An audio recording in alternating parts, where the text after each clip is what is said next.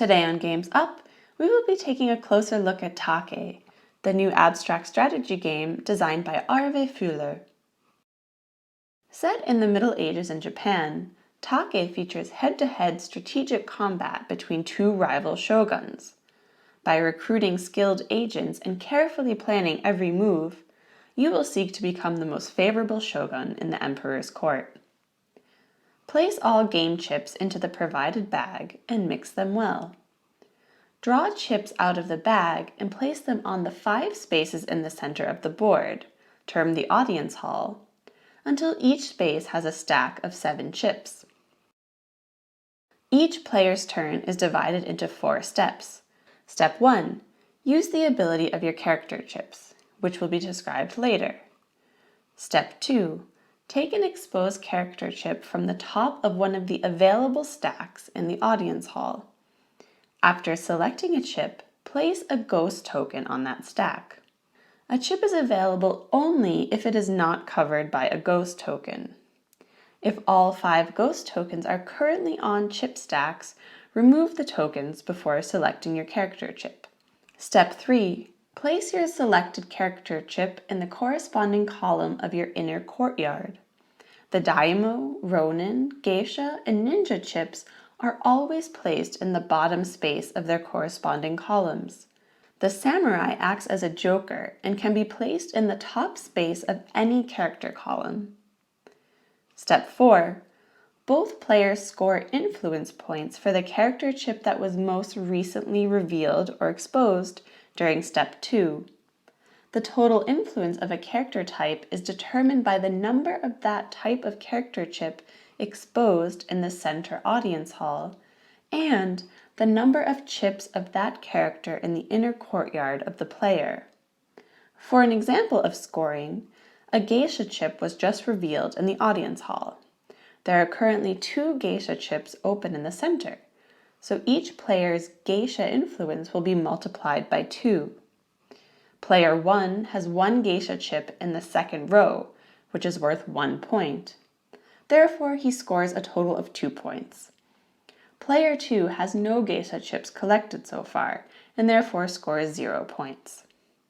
The special ability of each character can be used once in Step 1, which is the beginning of your turn. To use a special ability, 1 chip from the bottom row is moved to the center row when completing the special ability. Daimyo, you may redistribute up to 3 samurai chips in your inner courtyard.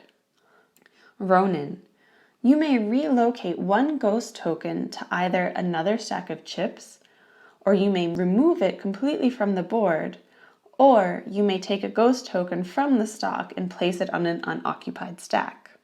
Geisha, you may relocate 1 character chip from an unoccupied stack in the audience hall to another unoccupied stack. You may not take the relocated chip in Step 2. Ninja, you may use 1 character ability from your opponent. You first move the desired character chip, either Daimyo, Ronin, or Geisha, from the bottom row to the middle row in your opponent's inner courtyard. You then carry out that special ability. After the player has used the desired character abilities, he continues his turn with Step 2 and takes a ninja chip. He puts a ghost stone on the revealed Geisha chip and places the ninja chip in his inner courtyard. 2 Geisha chips are now revealed in the audience hall. Therefore, player 1 scores a total of 10 points.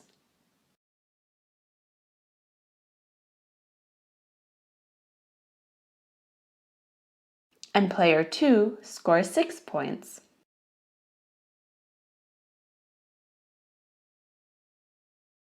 The game end is triggered when the last character chip from the audience hall is selected.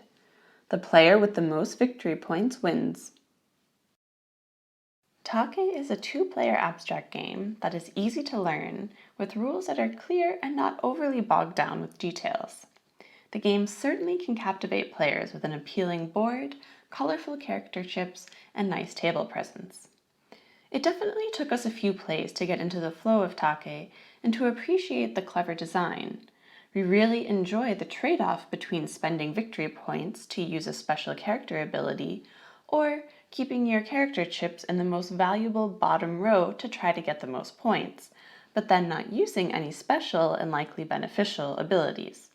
This decision, to use an ability or to not use an ability, is a critical aspect of the game and definitely adds some kind of tactical heaviness.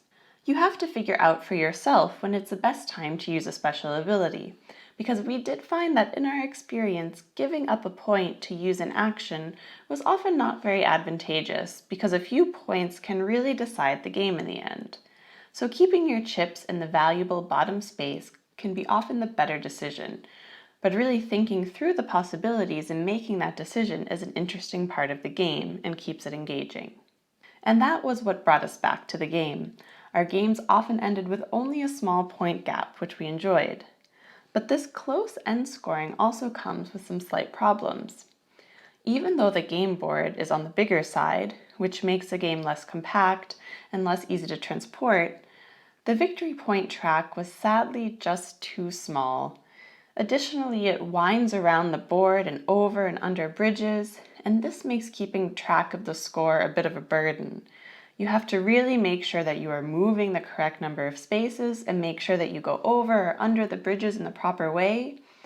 And as previously mentioned, every point counts, and so one misstep in keeping track of the score can greatly affect the outcome of the game. In one of our first games, we accidentally moved the scoring markers the wrong way, and we still don't know who the actual winner was because of this complication in keeping track of the score. So from now on, we really carefully and slowly move our score markers. The second problem we encountered is that we feel that there is a relatively large starting player advantage.